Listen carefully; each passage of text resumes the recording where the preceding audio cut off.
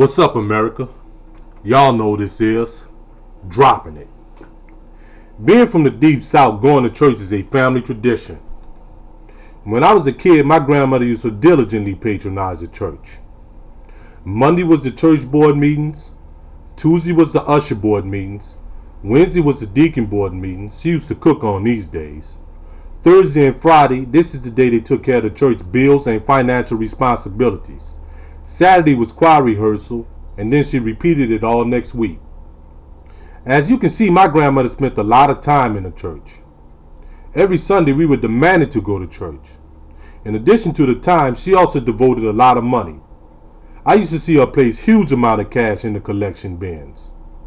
She was a dutiful reader of the Bible and a devoted church member.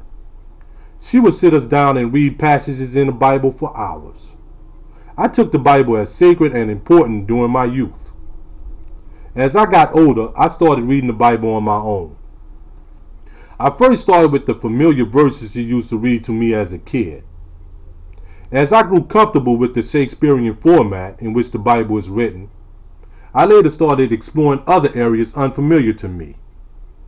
Once I dug deeper, I was appalled at what I found. The Bible is broken down into two sections: the Old Testament, or the Torah, which are the first 5 books revealed to the prophet Moses, and the New Testament, or the Injil. These books are supposed to be the revelations of Jesus Christ. Genesis, the first book of the Bible, attempts to explain creation.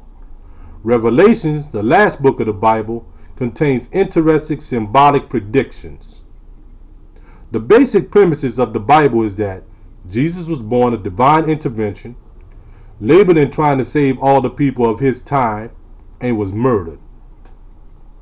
In the Old Testament, they speak of Moses going up to Mount Sinai and receiving tablets, later called the Commandments, and not a book.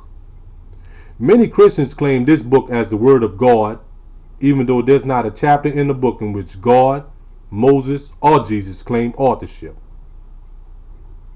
The Hebrews and the Jews believe in Moses and the Torah, while the Christians believe in Jesus and the New Testament, or the Injil. In 1611, King James translated the Bible into much of what we know it to be today. In the Bible, all the prophets of God are charged with an array of wicked acts. The Bible charges Noah and Lot with being alcoholic. It charges God with adultery for having a kid with Joseph's wife, Mary. And it even allows God's only son to be murdered. According to the Bible, this would then make God a baby daddy by today's standard. Also, the Bible claims Jesus gave his life for us, then 3 days later he took it back. This book is more than controversy.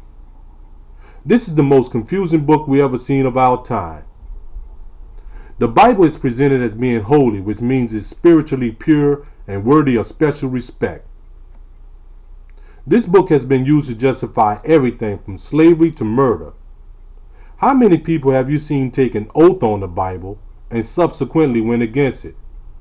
Also, why is it that many believers in this book only believe in a portion of it and not the whole? If this book was already complete and holy, then why did King James feel he need to tamper with it? These, like too many other questions, bring in the inconsistencies of the Bible and makes his claim of being wholly doubtful. In the movie Amistad, a white man gives a slave this book.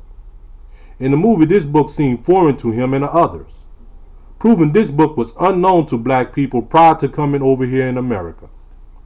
The Ku Klux Klan, one of the oldest terrorist organizations to date, uses this book as guidance.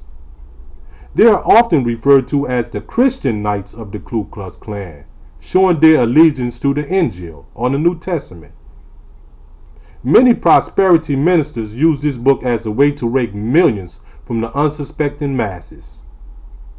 So I say, is the Bible the Word of God or the word of men? You decide. And on that note, I teach and I don't preach. Peace.